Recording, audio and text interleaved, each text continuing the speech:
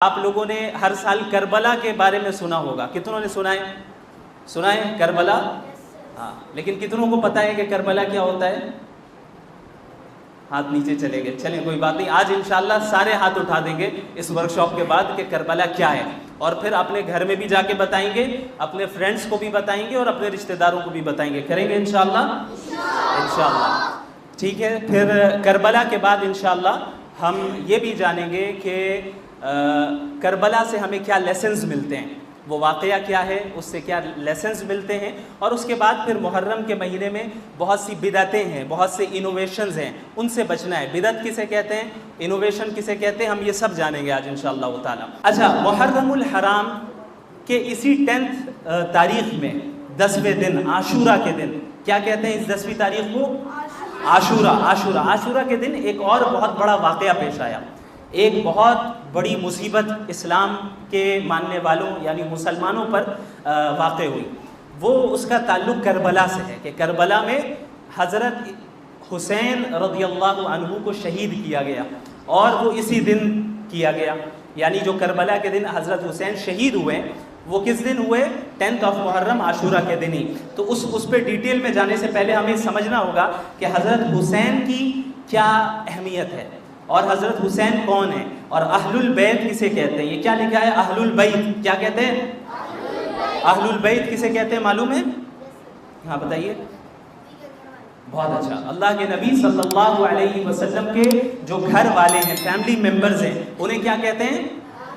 زور سے بتائیے کیا کہتے ہیں؟ رسول اللہ صلی اللہ علیہ وسلم کے فیملی ممبرز کو کیا کہتے ہیں؟ اہل البیت. بہت اچھا. تو انہی کمپینینز میں اللہ کے نبی صلی اللہ علیہ وسلم کے فیملی ممبرز بھی تھے، بہت سارے تھے کہ نہیں تھے؟ تو ان فیملی ممبرز کو ہم کیا کہتے ہیں؟ اہل البیت کہتے ہیں. تو ان کا اہل البیت کا ظاہر ہے اللہ کے رسول کی جو حیثیت ہے، جو اسٹیٹس ہے، وہ کتنا بڑا ہے. رسول اللہ صلی اللہ علیہ وسلم تمام پروفٹس میں سب سے افضل پروفٹ ہے، جن کا اسٹیٹس رینک سب سے درجے میں اونچا ہے کہ نہیں؟ تو آپ صلی اللہ علیہ وسلم کے گھر والوں کی بھی تو ویسی حیثیت ہوگی کہ آپ صلی اللہ علیہ وسلم کو اپنے گھر والوں سے کتنی محبت ہوگی، اپنے فیملی ممبر سے کتنی زیادہ محبت ہوگی. تو چونکہ رسول اللہ صلی اللہ علیہ وسلم سے ان حضرات کا اہل البیت کا تعلق ہے، لہٰذا ہم ان کا احترام کرتے ہیں اور ہم بھی ان سے محبت کرتے ہیں اور ان کی رسپیکٹ کرتے ہیں. اگرچہ حضرت امیر معاویہ رضی اللہ عنہ، نام سنا ہے آپ نے امیر معاویہ رضی اللہ عنہ کا؟ کتنوں نے سنا ہے؟ آج سن لیجئے. حضرت امیر معاویہ رضی اللہ عنہ حضرت حسن کے بعد تمام مسلمانوں کے لیڈرز رہے. وہ بھی صحابی رسول ہیں، کمپینینز میں سے ہیں رسول اللہ صلی اللہ علیہ وسلم کے، اور ان کی عزت، ان کا احترام کرنا اسی طرح ضروری ہے جس طریقے سے تمام صحابہ کی عزت کرنا اور احترام کرنا ضروری ہے. تو یہ ہوا معاملہ حضرت حسن کا. حضرت حسن کے متعلق بعض لوگ کہتے ہیں کہ انہیں زہر دے کر شہید کر دیا گیا. حضرت حسین رضی اللہ عنہ جو ان کے چھوٹے بھائی ہیں، جن کا انہی کا تعلق ہے کربلا سے اور کربلا کا ان سے تعلق ہے. تو اب ہم کربلا کی طرف آگے بڑھ رہے ہیں. حضرت حسین کے متعلق بھی اللہ کے نبی صلی اللہ علیہ وسلم نے کیا فرمایا؟ ان سے بڑی محبت کرتے تھے اور فرمایا Hussain is part of me and I am part of ہم، کہ اس حسین میرا حصہ ہے اور میں حسین کا حصہ ہوں. یعنی میں حسین میں سے ہوں اور حسین مجھ سے. اتنی زیادہ محبت کرتے تھے کہ رسول اللہ صلی اللہ علیہ وسلم نے فرمایا کہ حسین مجھ سے ہیں اور میں حسین سے ہوں. شاید ہی کسی اور کے لیے یہ اللہ کے نبی صلی اللہ علیہ وسلم نے فرمایا ہو کہ میں سامنے والے شخص سے ہوں یا اس کا حصہ ہوں. ایسی کمی فضیلت ہے اور حضرت حسین کو یہ حاصل ہے. اور اللہ کے نبی صلی اللہ علیہ وسلم نے ان لوگوں کو بھی دعا دی جو حضرت حسین کو محبت کرتے ہیں، اور فرمایا کہ یا اللہ جو حضرت حسین سے محبت کرے آپ بھی اس سے محبت کیجئے. تو آپ سب حضرت حسین سے محبت کرتے ہیں؟ کرتے ہیں؟ تو انشاءاللہ اللہ بھی آپ سے محبت کریں گے. تو آخری لفظ یہ ہے کہ ہمیں بدعت سے بچنا ہے. Next page. بدعت کسے کہتے ہیں؟ کس کو معلوم ہے؟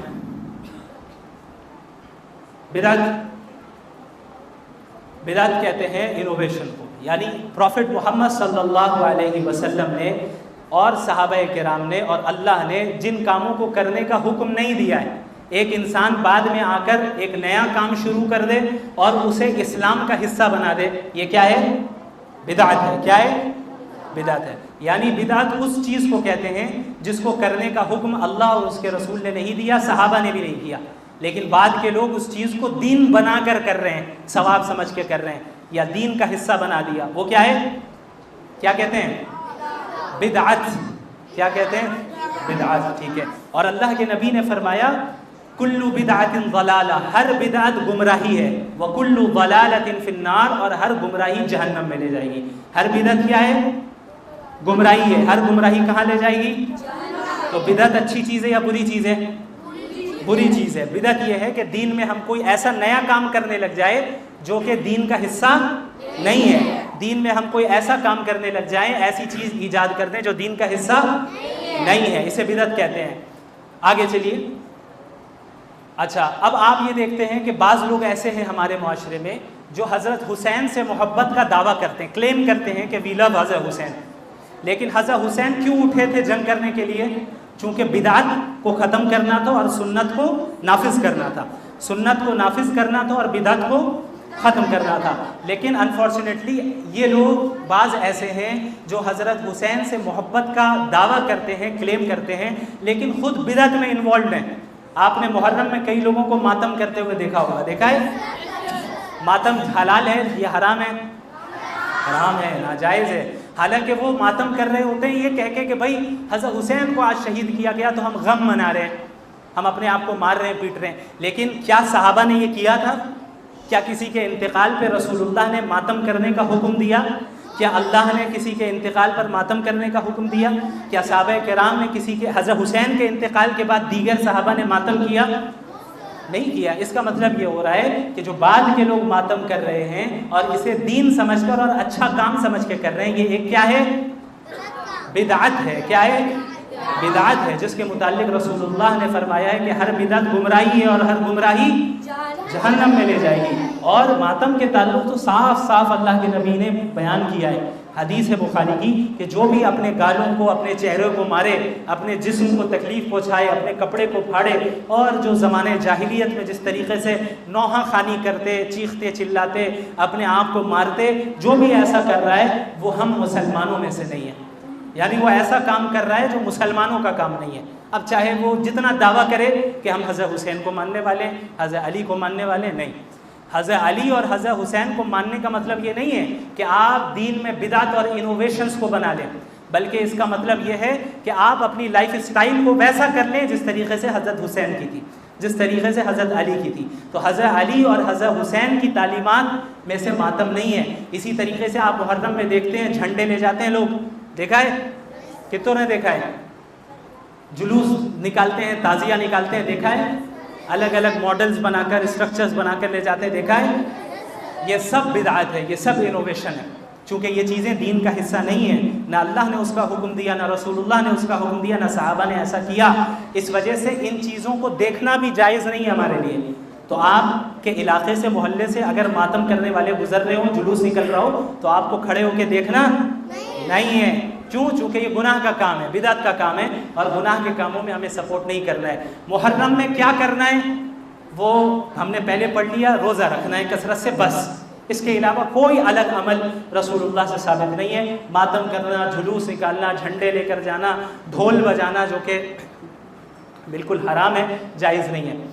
Last page. لو آل دا صحابہ. آپ کو معلوم ہونا چاہیے، میں نے جیسا کہ بتایا کہ صحابہ کون ہیں، پھر صحابہ میں اہل بیت ہیں، اہل بیت بھی صحابہ میں سے تھے. ٹھیک ہے؟ جس طریقے سے ہم اہل البیت سے محبت کرتے ہیں اسی طریقے سے تمام صحابہ سے محبت کرتے ہیں.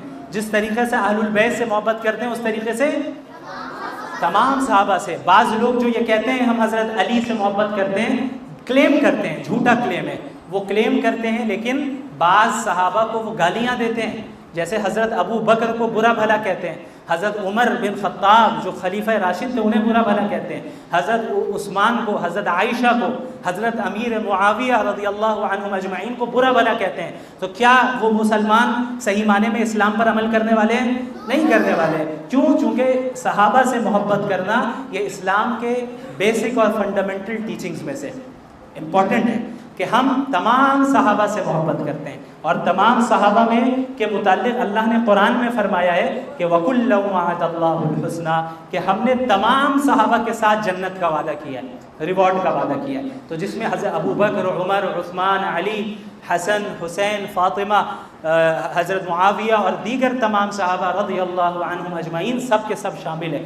اسی طریقے سے رسول اللہ صلی اللہ علیہ وسلم نے فرمایا کہ ڈو ناٹ ریوائل مائی کمپینینز، میرے صحابہ کو گالی نہ دینا، میرے صحابہ کو برا بھلا نہ کہنا۔ اب صحابہ میں اہل البیت بھی ہیں اور ان کے علاوہ بھی ہیں۔